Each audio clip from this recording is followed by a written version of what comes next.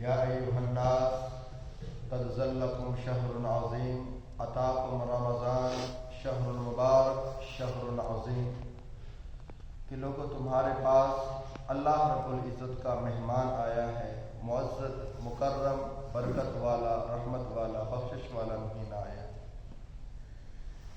رمضان مبارک کے روزے اور روزوں کا تقاضا اور رمضان مبارک کا پیغام سورہ البقرہ کے اندر اللہ رب العزت نے آیت نمبر 182 سے لے کر 188 تک اللہ رب العزت نے یہ سارے احکامات بیان کیے۔ پہلی بات، روزے کا جو عظیم مقصد ہے اللہ تعالیٰ نے وہ تقویٰ رکھا ہے۔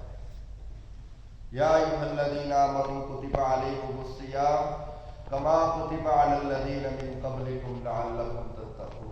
روزے اس لیے فرض کیے گئے تاکہ تمہارے دلوں کے اندر اللہ کا ڈر پیدا ہو جائے، پاکیزگی آ جائے، طہارت آ جائے۔ ایام معدودات، یہ کوئی لمبا چوڑا سلسلہ نہیں، اللہ تعالیٰ کہتے ہیں یہ چند دن ہے، چند دن۔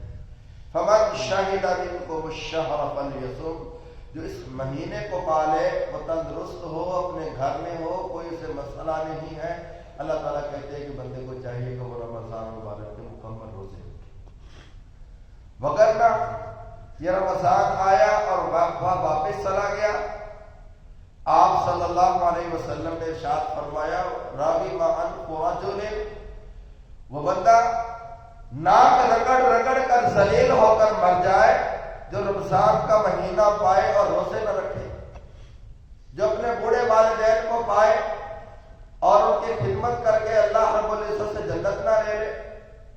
جس آدمی کے سامنے آپ صلی اللہ علیہ وسلم کا نامی نامی اسم گرامی حضرت محمد صلی اللہ علیہ وسلم آپ کا نام لیا جاتا ہے، وہ نام لے سن کر وہ جھوم نہیں اٹھتا، اس کی زبان سے درود نہیں نکلتا، اللہ کے پیارے پیغمبر صلی اللہ علیہ وسلم نے ارشاد فرمایا ایسے آدمی کا چہرہ خاک آلود ہو جائے، وہ اس کا ناک زمین کے ساتھ وہ رگڑ رگڑ کر ذلیل ہو کر مر جائے، جو اللہ کے پیارے پیغمبر صلی اللہ علیہ وسلم کا نام سنتا ہے جو درود نہیں پڑھتا۔ الغد میرے پیارے بھائیوں، رمضان مبارک بڑا قیمتی مہینہ ہے اور بڑا معزز مہینہ ہے۔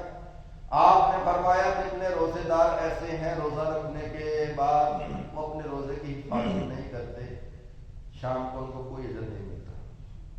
کتنے قیام کرنے والے ایسے ہیں کہ وہ قیام کر کر کے تھک جاتے ہیں، سوائے تھکاوٹ کے کچھ نہیں ملتا۔ میرے پیارے بھائیوں، آپ یوں سمجھیے کہ ایک کمرہ امتحان ہے، ایگزامینیشن ہال ہے، ایک ہی پرچہ ہے، ایک ہی سپریڈنٹ ہے اور ایک ہی ایگزامر ہے۔ امتحان لینے والا بھی ایک ہے، نگران بھی ایک ہے، کمرہ بھی ایک ہے اور امتحانی پرچہ بھی ایک ہے۔ تو میرے پیارے بھائیوں، اگر وہ اس حال کے اندر 1000 بندہ پیپر دے رہا ہے، کیا آپ سمجھتے ہیں کہ وہ سارے کے سارے کامیاب ہو جائیں گے؟ حالانکہ پرچہ ایک ہے، حال ایک ہے، سپریڈنٹ نگران بھی ایک ہے اور امتحان لینے والا بھی ایک ہے۔ تو میرے پیارے بھائیوں، اس کے اندر تفاوت کتنا ہے، اس کے اندر جو ہے وہ فرق کتنا ہے۔ کوئی ٹاپر رہ جاتے ہیں، کوئی بالکل درمیانے درجے میں آ جاتے ہیں، کوئی بالکل فیل ہو جاتے ہیں۔ ایسے ہی میرے پیارے بھائیوں، یہ رمضان مبارک کا مہینہ ہے۔ اب دیکھنا ہے کہ اس رمضان کے روزے میں ٹاپر کون ہوتا ہے، آگے کون نکلتا ہے۔ اللہ کا قرآن کہتا ہے فاستبقوا الخیرات، نیکیوں میں آگے بڑھ جاؤ، آگے بڑھ جاؤ۔ میرے پیارے بھائیوں، رمضان مبارک کا پہلا تقاضا یہ ہے کہ اللہ رب العزت کا دل کے اندر ڈر پیدا کیا۔ دوسرا پیغام یہ ہے کہ روزہ رکھنے کے بعد رمضان مبارک کا سب سے بڑا اور عظیم ترین ذکر اللہ رب العزت کی کلام ہے، کتاب اللہ ہے، قرآن مجید کی تلاوت رمضان مبارک کا سب سے بڑا ذکر۔ شہر رمضان انزل فیہ القرآن ھدی للناس وبینات من الھدی والفرقان، قرآن مجید کا نزول اس مہینے کے اندر ہوا ہے اور اللہ رب العزت نے روزے کی غذا قرآن مجید کی تلاوت ہے۔ تیسرا تقاضا یہ ہے کہ روزے دار کی دعا اللہ رب العزت قبول کرتے ہیں. وَإِذَا سَأَلَكَ عِبَادِي عَنِّي فَإِنِّي قَرِيبٌ أُجِيبُ دَعْوَةَ الدَّاعِ إِذَا دَعَانِ فَلْيَسْتَجِيبُوا لِي وَلْيُؤْمِنُوا بِي لَعَلَّهُمْ يَرْشُدُونَ. اللہ رب العزت نے روزے کا تقاضا بیان کیا ہے، قرآن مجید کی فضیلت بیان کی ہے، اور درمیان میں اللہ رب العزت یہاں پہ دعا کا مسئلہ لے آئے ہیں کہ اللہ رب العزت روزے دار کی دعا کو بھی قبول کرتے ہیں. آپ نے فرمایا 3 دعائیں ایسی ہیں جو اللہ کے حضور رد نہیں ہوتی. ایک روزے دار کی دعا، مسافر کی دعا، والد کی دعا اولاد کے لیے. اللہ رب العزت ان دعاؤں کو رد نہیں کرتے، قبولیت کے اندر کوئی شک نہیں. روزے کے تقاضے بیان کیے ہیں، پھر اسی کے اندر آیا ہے کہ روزہ رکھنا کیسے ہے. اس کے بعد پھر اللہ رب العزت نے اعتکاف کے مسائل بیان کیے ہیں. آخری آیات جو اس رکوع کی ہے روزے کے متعلق، اللہ تعالیٰ نے یہ بات ارشاد فرمائی ہے وَلَا تَأْكُلُوا أَمْوَالَكُمْ بَيْنَكُمْ بِالْبَاطِلِ وَتُدْلُوا بِهَا إِلَى الْحُكَّامِ لِتَأْكُلُوا فَرِيقًا مِنْ أَمْوَالِ النَّاسِ بِالْإِثْمِ وَأَنْتُمْ تَعْلَمُونَ. لوگوں اس بات سے بھی ڈر جاؤ کہ تم کسی کا مال ناجائز طریقے سے ہتھیا کے کھا لو. تمہیں پتا ہے کہ یہ مال میرا نہیں ہے، یہ زمین کا ٹکڑا میرا نہیں ہے، لیکن تم صاحب اقتدار کے ساتھ تم اپنا تعلق رکھتے ہو. تم جانتے ہو کہ یہ مال میرا نہیں ہے، لیکن تمہیں اتنا معلوم ضرور ہے کہ اگر یہ مقدمہ کھڑا کر دوں تمہیں صاحب اقتدار کا میں جو ہے وہ ساتھ حاصل کر کے میں فلاں بندے کا مال ہتھیا سکتا ہوں، اپنے نام لگوا سکتا ہوں. قرآن کہتا ہے روزہ رکھنا ہے تو پکیزہ مال لے کے آنا ہے، پکیزہ مال حلال مال کھا کے روزہ رکھنا ہے، حرام سے روزے نہیں رکھے. وَلَا تَأْكُلُوا أَمْوَالَكُمْ بَيْنَكُمْ بِالْبَاطِلِ.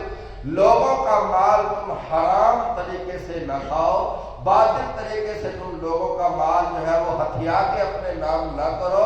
وَتُدْلُوا بِهَا إِلَى الْحُكَّامِ. اس معاملے کو تم صاحب اقتدار کے پاس لے جاؤ، جن کے پاس زمین کے معاملے ہیں، انتقال کے معاملے ہیں، تم ان کے ساتھ جو ہے وہ رسائی حاصل کر لو. کوئی رشوت دے دو، کوئی جو ہے وہ لارا دے دے اور کوئی تعلق بنا لو، یا ان کے ساتھ کوئی ایسے ڈیل کر لو کہ آدھا تمہارا آدھا ہمارا. اللہ تعالیٰ کہتے ہیں کہ ایسا مال خرچ کر کے اپنے اوپر تم نے روزے نہیں رکھنے، وگرنہ تمہاری نمازیں بھی ضائع ہو جائے گی، حج بھی جو ہے وہ ضائع ہو جائے گا، زکوٰۃ بھی ضائع ہو جائے گی. میرے پیارے بھائیوں، آپ کا کیا خیال ہے یہ کہ 25 سے 30 لاکھ کا جو مجمع جو ہے وہ میدان عرفات میں جمع ہوتا ہے، کیا سارے کے سارے حاجی اللہ کے ہاں قبول ہیں؟ نہیں میرے پیارے بھائیوں. اگر وہ یہ حج ضائع ہو سکتا ہے، نمازی کی نماز ضائع ہو سکتی ہے، حاجی کا حج اور خیراتی کا خیرات ضائع ہو سکتا ہے، یہ بعین ہی اسی مثل اسی طرح روزے دار کا روزہ بھی ضائع ہو سکتا ہے جب وہ ان روزوں کے تقاضوں کو پورا نہیں کرے گا.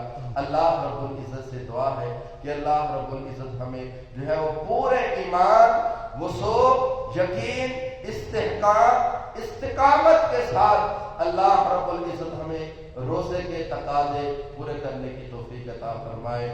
رمضان مبارک کا سب سے بڑا ذکر قرآن مجید ہے، اور اس کے بعد میرے پیارے بھائیوں آپ صلی اللہ علیہ وسلم لوگوں کے گھر افطاری کرنے گئے ہیں تو آپ لوگوں کو دعا دے کے آئے ہیں. افطر عندکم الصائمون واکل طعامکم الابرار وصلت علیکم الملائکہ.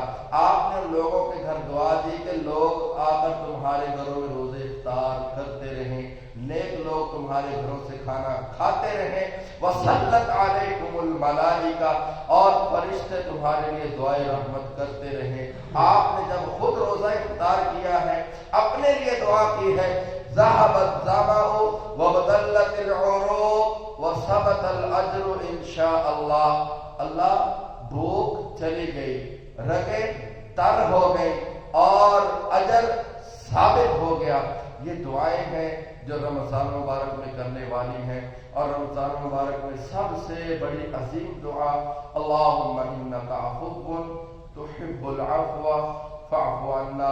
اے مولا کریم، تو معافی کو پسند کرتا ہے۔ اللہ ہم کو معاف کر دے۔ یہ رمضان مبارک کا خاص وظیفہ اور ورد ہے، اکثر اپنی دعاؤں میں اس دعا کو شامل کریں۔ اللہم انک عفو تحب العفو فاعف عنا۔ اللہم صلی علی محمد وعلی آل محمد کما صلیت علی ابراہیم وعلی